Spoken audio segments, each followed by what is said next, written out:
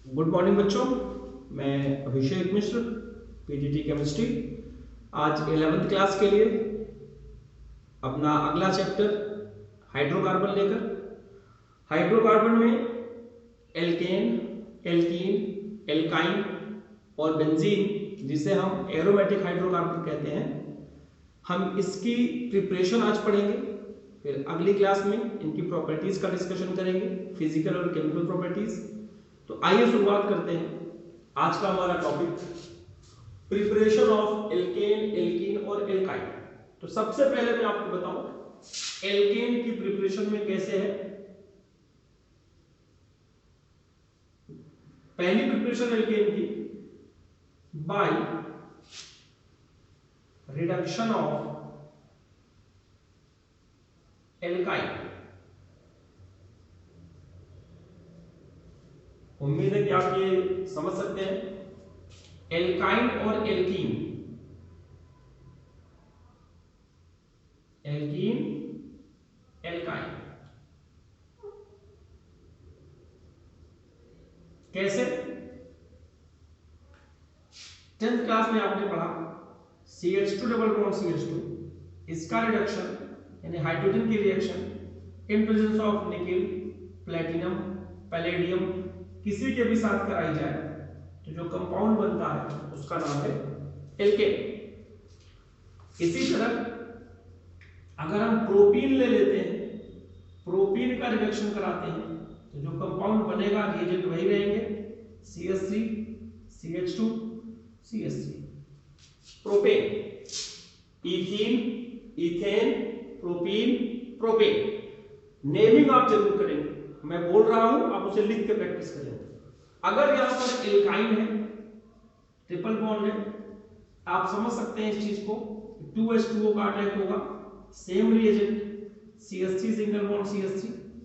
जब 1H2 attack करता है तो ये इथाइन जो है इथीन में कन्वर्ट होता है, जब दोबारा H2 अटैक करेगा तो वो इथेन में कन्वर्ट हो जाएगा।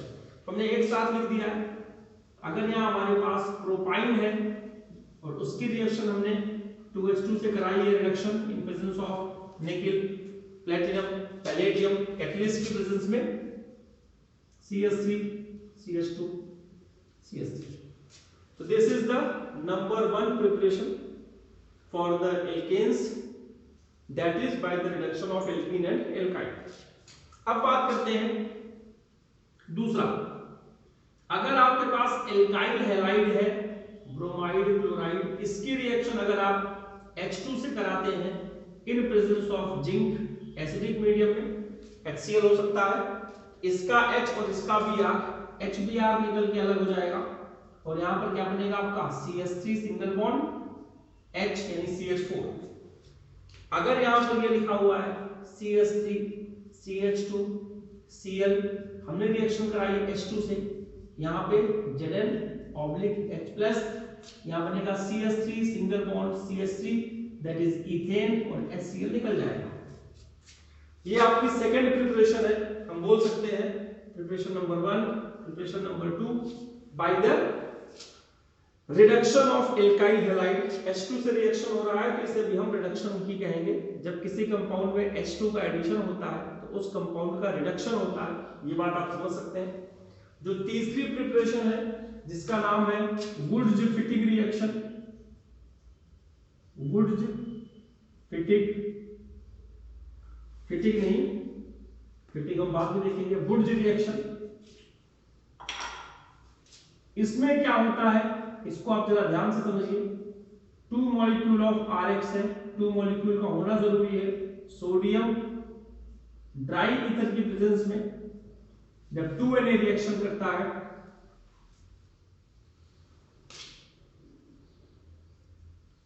तो देखिए R और R आपस में जुड़ के इथेन बना लेते हैं और 2NaX यहां पे हट जाता है, ये आपका इथेन है। जितने भी कंपाउंड होंगे इसका एग्जांपल देख लीजिए, 2CH3 Br, सेम रिएजेंट, तो यहां पर 2CH3 कैसे हो जाएगा, CH3 सिंगल बॉन्ड CH3 यानी इथेन प्लस 2Na Br। अगर यहां पर CH3 CH2 Cl लग जाए, सेम रिएजेंट अप्लाई करेंगे तो 2 कार्बन से ये 4 कार्बन हो जाएगा, यानी एल्केन में number of carbon atom double हो जाते हैं। ये आपको समझने वाली बात है। अगर यहाँ CH3 CH2 CH2 आई है, सेम रिएजेंट लगा रहे हैं, तो CH3 CH2 CH2 CH2 CH3 और 2Na बन जाएगा, यानी हेक्सेन बन गया। यहाँ पर हेक्सेन बनेगा, एक कार्बन कम है इसमें, यहाँ 2 कर देंगे, यहाँ CH3 कर देंगे, प्लस ये हेक्सेन बन जाएगा प्रोपेन से, तो आयोडोप्रोपेन से हेक्सेन बनेगा। बस एक बात का ध्यान रखिएगा कि अगर ये ऐसा कुछ लिखा हुआ आपको मिल गया जहां ब्रोमीन बीच में लगा हुआ है, तो आप ये तरह अपने आप समझिएगा कि ये वाला कार्बन फ्री होगा, यानी CH3 CH, हमने CH3 नीचे कर दिया, साइड में फिर से CH CH3, और ये आपका एग्जाम में आया हुआ क्वेश्चन है, नीट वगैरह में पूछा जाता है कि अगर 1 आयोडोप्रोपेन है तो NHCN बनेगा, 2 आयोडोप्रोपेन 2 ब्रोमोप्रोपेन 2 क्लोरोप्रोपेन अगर है तो 2,3 डाइमिथाइल ब्यूटेन बनेगा। इसको ध्यान से समझ लीजिए, क्योंकि ये कार्बन एक्टिव होता है, इस पर आप दोनों आपस में जुड़ जाते हैं। अब इसकी लिमिटेशन मैं आपको बताऊं कि वुड्स रिएक्शन के यूज करके methane can not be prepared by this method. ये इसकी लिमिटेशन है, क्योंकि जब कार्बन डबल करेंगे तो एक से ज्यादा होगा, और alkane having odd number of carbon atom, odd number of carbon atom, इसको भी बनाना मुश्किल तो नहीं है लेकिन डिफिकल्ट है। क्यों डिफिकल्ट है? इन्होंने कहा it is difficult to obtain to form the preparation of alkane having odd number of carbon atom because, reason समझिए, प्योर बनाना उसको जरा मुश्किल होता है। इसको मैं एक्सप्लेन कर रहा हूं कैसा क्यों होता है। सपोज कीजिए कि एक में हमने CH3Br ले लिया, Na लगा दिया 2Na, और एक में हमने CH3 CH2Br ले लिया, और अब हमने इसमें ड्राई ईथर लगा दिया। प्रैक्टिकली सोचिए, practically it is very difficult. Methyl bromide का सॉल्यूशन जब हमने टेस्ट ट्यूब में डाला और इथाइल ब्रोमाइड का डाला, तो जरूरी नहीं है कि मिथाइल ब्रोमाइड का एक ही मॉलिक्यूल होगा, उसमें बहुत सारे मॉलिक्यूल्स होंगे। जो मिथाइल पॉसिबिलिटी है कि जब मिथाइल ब्रोमाइड से रिएक्शन करेगा तो इथेन बनेगा, जो ये एग्जांपल को रिप्रेजेंट कर रहा है, और इथाइल ब्रोमाइड अगर इथाइल से रिएक्शन करेगा तो ये आपका ब्यूटेन बन जाएगा, जो ये सेकंड रिएक्शन को रिप्रेजेंट कर रहा है CH3। और थर्ड नंबर पर ये हो जाएगा इसका एक मॉलिक्यूल इसके 2 मॉलिक्यूल ऑफ कार्बन से रिएक्शन करे, तो यहां पर प्रोपेन बनने की पॉसिबिलिटी है, but because of very close boiling point and melting point, it is very difficult to separate the propane from the mixture of alkane. That is why alkane having odd number carbon atom is difficult to prepare by Wurtz reaction. Most important question बता रहा हूं मैं, paper में आया हुआ। और इसके बाद अगर हम बात करें कि कैसे हम एल्केन बना सकते हैं, तो अगला प्रोसेस एल्केन का है बाय डिकार्बोक्सिलेशन। अब क्या होता है डिकार्बोक्सिलेशन में, वो देखिए, और किसका डिकार्बोक्सिलेशन हम करवाने वाले हैं, इस चीज को समझिए। इन्होंने कहा कि अगर आपके पास 4th नंबर है by decarboxylation of RCOONA, sodium carboxylate, carboxylic acid का सोडियम सॉल्ट। कैसे? RCOONA जब रिएक्शन करता है NaOH से, इसे हीट कर दीजिए, Na और Na यहाँ पर CO2 निकल जाता है, the process of removal of CO2, CO3 के फॉर्म में निकल गया, यहाँ पर R के साथ H बच गया, और यहाँ पर 2 इसलिए लगाया जाता है ताकि इक्वेशन को बैलेंस किया जाए। तो ये आपका एल्केन बना, CO2 निकल गया, इसलिए इसे बोला गया डिकार्बोक्सिलेशन रिएक्शन। अब एग्जांपल मैं आपको दिखा दूं, अगर CH3COONA है और इस कंडीशन में रिएक्शन करता है तो CH4 बनेगा, वो आप चेक कर सकते हैं, एक कार्बन कम हो गया, ये वाला कार्बन हट जाता है CO2, इस CH3 से H जुड़ जाता है।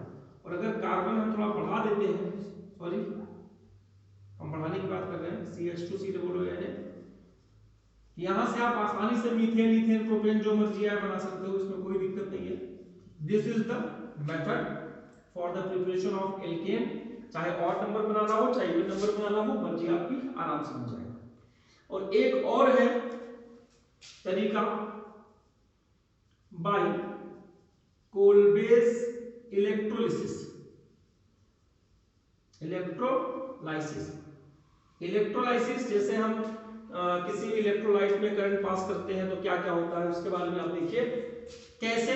RCOO Na यहां भी है, 2 मॉलिक्यूल्स, हमने इलेक्ट्रिसिटी यहां पास की तो RCOO माइनस और 2Na प्लस। कैटायन कैथोड पे जाता है, कैटायन कहां जाता है, कैथोड पे, और एनायन कहां जाता है, एनोड पे। तो कैथोड पे क्या होता है, रिडक्शन, उसमें इलेक्ट्रॉन ऐड होंगे, 2Na बन जाएगा, और ये 2Na हाईली रिएक्टिव होगा तो पानी से रिएक्शन करके 2NaOH प्लस H2 में कन्वर्ट हो जाएगा। तो समझिएगा ये भी IIT का नीट का क्वेश्चन कि जब sodium salt of carboxylic acid की इलेक्ट्रोलिसिस होती है तो एनोड कैथोड पे कौन सी गैस निकलती है, H2, एनोड पे कौन सी गैस निकलेगी, देखिएगा। तो यहाँ पे 2 इलेक्ट्रॉन पेयर रिमूव होंगे, ऑक्सीडेशन होगा, तो 2RCOO फ्री रेडिकल बनेगा, इसे फ्री रेडिकल बोलते हैं। फिर इसमें से 2CO2 माइनस होगा और फिर यहाँ 2R बनेगा। जब 2R फ्री रेडिकल आपस में रिएक्शन करते हैं तो R single bond R alkane यहाँ पे बन गया। यानी एनोड पर CO2 गैस निकलती है और कैथोड पर हमारा H2 गैस निकलता है। ये इंपॉर्टेंट है, ओवरऑल रिएक्शन लिखेंगे 2RCOO Na plus H2O, it gives R single bond R plus NaOH plus H2 plus CO2, ये सारी फॉर्मेशन में आ जाएगा। यानी H2 जो निकला वो आपका कैथोड पे निकला, देख रहे हैं, और CO2 जो निकला वो आपका एनोड पे निकला।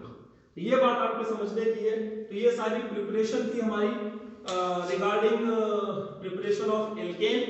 अब हम अगले टॉपिक पे आते हैं। उम्मीद है कि आपको ये समझ में आया होगा, ये आपके सिलेबस का था। एक और बात बताऊं, ऐसा नहीं है कि केवल यही तरीके हैं, और भी तरीके हैं एल्केन बनाने के, लेकिन हमारे सिलेबस में जो भी बात है हम उसको पढ़ रहे हैं। इसको इस तरफ से आप समझ सकते हैं, जब हम किसी बच्चे को ABCD पढ़ाना शुरू करते हैं तो उसके लिए बोल देते हैं कि LKG में, नर्सरी में A फॉर एप्पल, तो A फॉर एप्पल ही बच्चे के लिए सही होता है। जब वो थोड़ा और बड़ा होता है तो समझता नहीं, A से एप्पल भी होता है, A से एरोप्लेन भी होता है, A से आंट भी होता है, तो उम्र के साथ सीखता जाता है। तो अभी आप ये 5 रिएक्शन समझिए जिससे एल्केन बनाए जा सकते हैं। तो जो जो आपके सिलेबस में है हम उन्हीं का डिस्कशन कर रहे हैं। अगला टॉपिक हमारा प्रिपरेशन ऑफ एल्कीन। तो पहली प्रिपरेशन तो मैं आपको यही बता दूं कि आपके पास बाय रिडक्शन ऑफ एल्काइन, ये कैसे भाई, अभी अभी मैंने देखा कि अगर CH ट्रिपल बॉन्ड CH है उसमें एक ही H2 डाला जाए in presence of nickel, platinum, palladium, तो ये बनेगा CH2 double bond CH2, this is alkene. तो एल्काइन से इथाइन से इथीन बना, प्रोपाइन से प्रोपीन बनेगा, ब्यूटाइन से ब्यूटीन बनेगा, जो भी आप बनाना चाहे बना सकते हैं। दूसरा है bye dehydration of alcohol. 10th class के कार्बन कंपाउंड में आपने पढ़ा था कि अगर आपके पास CH3 CH2OH है और कंसंट्रेटेड H2SO4 यूज किया है, इसमें से पानी निकल जाएगा, और पानी निकलने के बाद जो कंपाउंड बना C2H4 बचा, और C2H4 को आप जानते हैं CH2 डबल बॉन्ड CH2 लिख सकते हैं। 10th क्लास का। यहां मैं आपको 11th क्लास में क्या समझाना चाहता हूं, इस OH को जरा यहां कर दीजिए, बात एक ही है, ये अल्फा कार्बन है, ये बीटा कार्बन है। तो जिस अल्फा कार्बन से OH निकलेगा और बीटा कार्बन से क्या निकलेगा, H। और एलिमिनेशन रिएक्शन का ये एग्जांपल है जो मैंने ऑर्गेनिक केमिस्ट्री में भी आपको सिखाया था, टाइप्स ऑफ रिएक्शन में, कि यहां से H2O निकलता है और एल्कीन बनता है। Since H atom is eliminated from beta carbon, since H atom is eliminated from beta carbon, the reaction is also said to be beta elimination। क्या बोलते हैं, बीटा एलिमिनेशन। अब यहाँ इथेनॉल से इथीन बना, प्रोपेनॉल से प्रोपीन बनेगा, butanol से ब्यूटीन बनेगा, वैसे बनता चला जाएगा। अब बात करते हैं, इसी को मैं जरा और एक्सप्लेन कर दूं चाहूं तो, अगर मान लीजिए ये प्रोपेन टू ऑल है, क्या है propane two all. Same reaction, यहाँ 443 केल्विन होता है टेम्परेचर, वो आप बाद में सीखेंगे। इसके लिए क्या होगा, ये अल्फा है, इधर ये बीटा, इधर ये बीटा, तो दो पॉसिबिलिटी होगी प्रोडक्ट के बनने की। राइट वाले बीटा से H निकला तो ये बनेगा, और लेफ्ट वाले बीटा से H निकला तो ये बनेगा। और ये कोइंसिडेंस है कि दोनों कंपाउंड का नाम सेम है, इसलिए प्रोपेन टू ऑल से जब हम डिहाइड्रेशन करते हैं तो प्रोपीन बनता है। बट जब हम ब्यूटेन टू ऑल से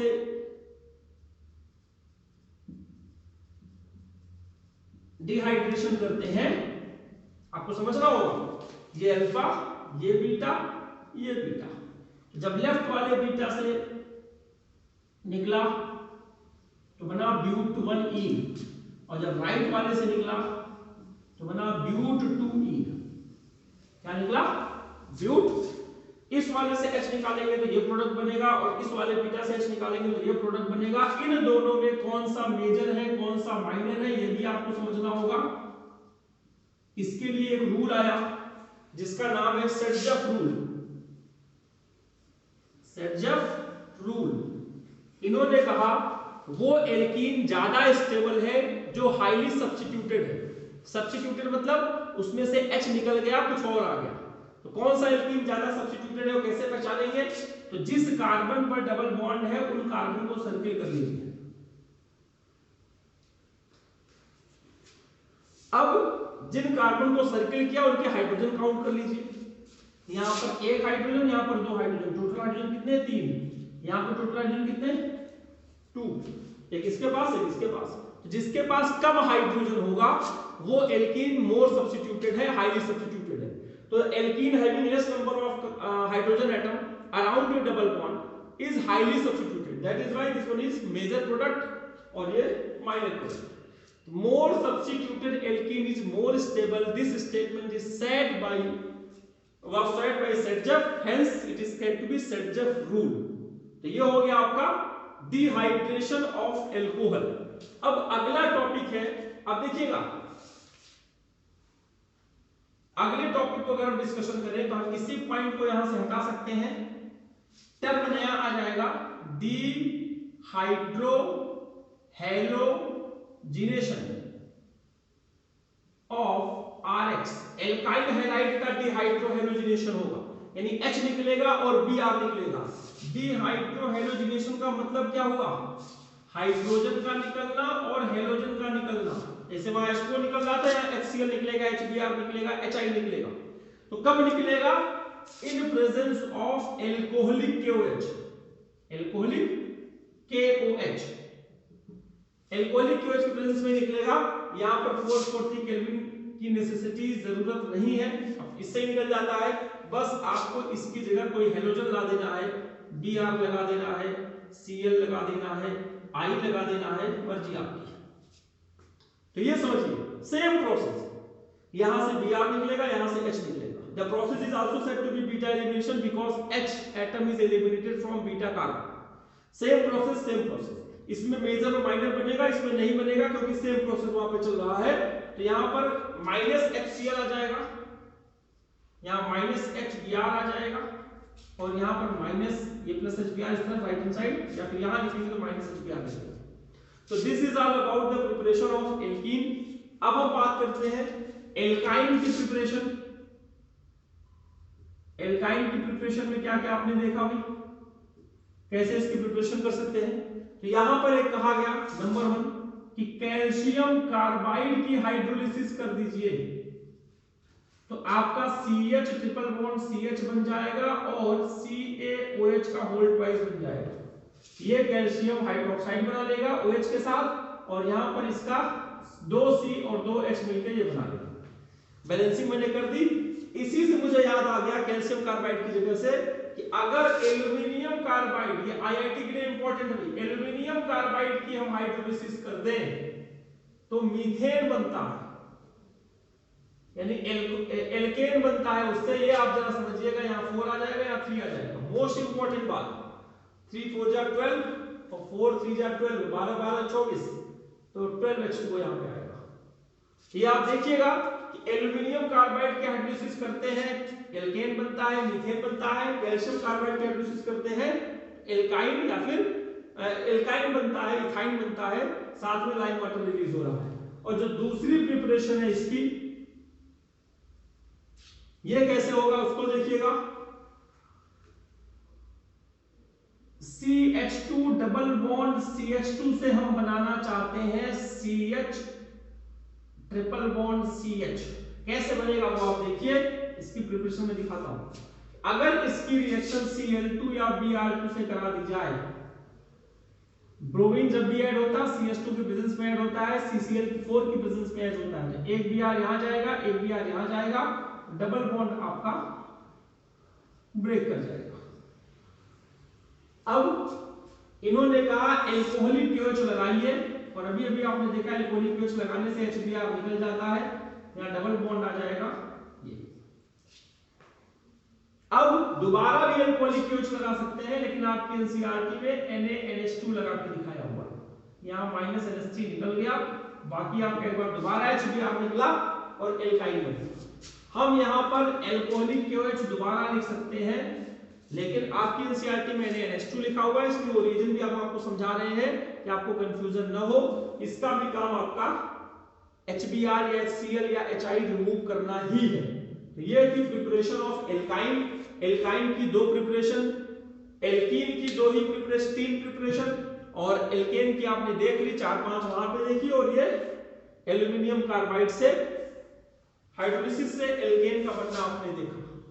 अब हम बात करते हैं बेंजीन की कितनी प्रिपरेशन है आपके पास, उसका डिस्कशन करते हैं।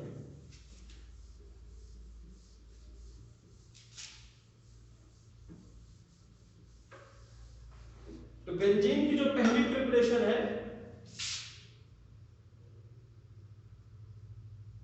इसकी पहली प्रिपरेशन में क्या कहा गया कि आपके पास हेक्सेन ले लीजिए, एन हेक्सेन, इसका एरोमेटाइजेशन कर दीजिए। एरोमेटाइजेशन का मतलब ये आपका बेंजीन में कन्वर्ट हो जाएगा। कैसे एरोमेटाइजेशन किया?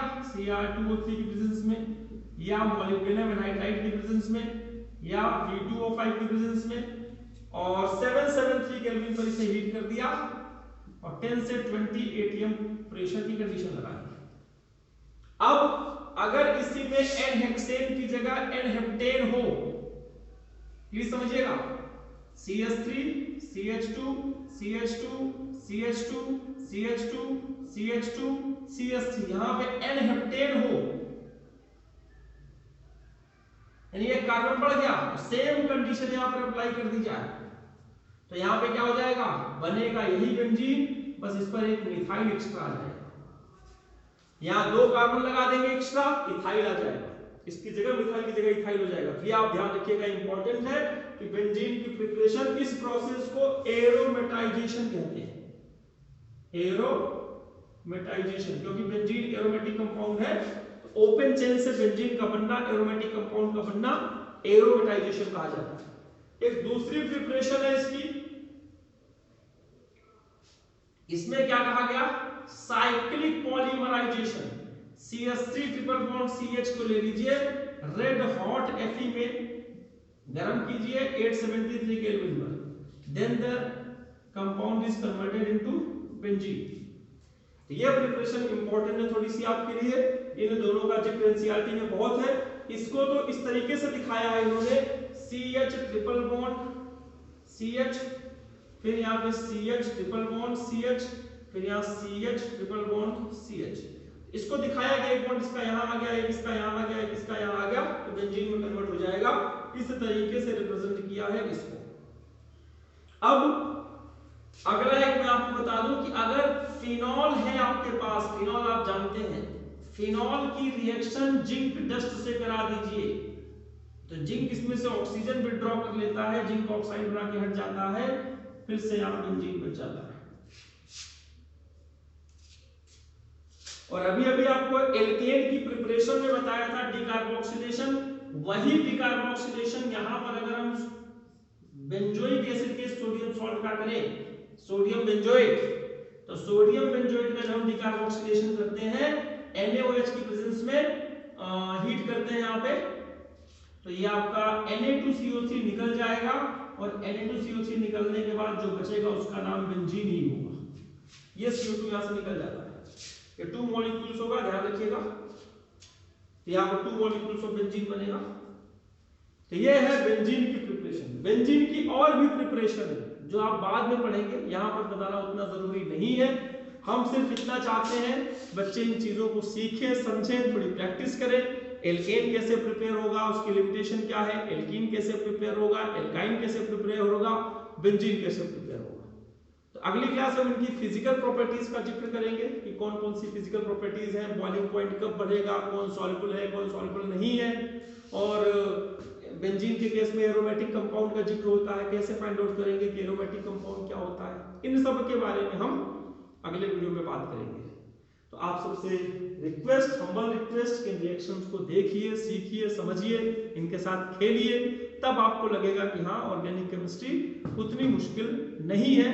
प्रैक्टिस नहीं करेंगे तो हो सकता है कि बच्चों को फील हो, क्योंकि अगर बच्चा हम ABCD उसको ना पढ़ाए खेल खेल में कि A for Apple, B for ball, तो वो नहीं समझ पाएगा वो क्या होता है। आप याद कीजिए, मुझे अपनी कहानी याद है कि इवन जब हम लोग पढ़ते थे तो 5वीं क्लास तक प्राइमरी में हिंदी में पढ़ते थे, 6th क्लास से इंग्लिश आती थी। मुझे अच्छी तरह याद है कि अम्ब्रेला की स्पेलिंग मुझे 7th क्लास में भी याद नहीं होती थी, बड़ा मुश्किल लगता था अम्ब्रेला क्या है। लेकिन आजकल के बच्चे शुरू से प्रैक्टिस करते हैं, उनको पता है अम्ब्रेला की स्पेलिंग क्या होती है। तो प्रैक्टिस मेक्स मैन परफेक्ट, और पेजेस पलटते रहिए, उनके रेगुलर टच में रहिए, उनकी जगह पर खुद को रख के सोचिए कि हाँ अगर हम बेंजीन है तो किससे किससे रिएक्शन करेंगे, या हमारी प्रिपरेशन कैसे हो सकती है, what are the possibilities of formation of myself, मैं कैसे बन सकता हूँ, बेंजीन कैसे बन सकता हूँ, ये आपको सोचना है और समझना है और उसको फील करना है। इसीलिए मैं कहता हूँ कि chemistry is all about to feel. जितना आप फील करेंगे, जितना उसको दिल से लगाएंगे, वो आपके काफी क्लोज रहेगी।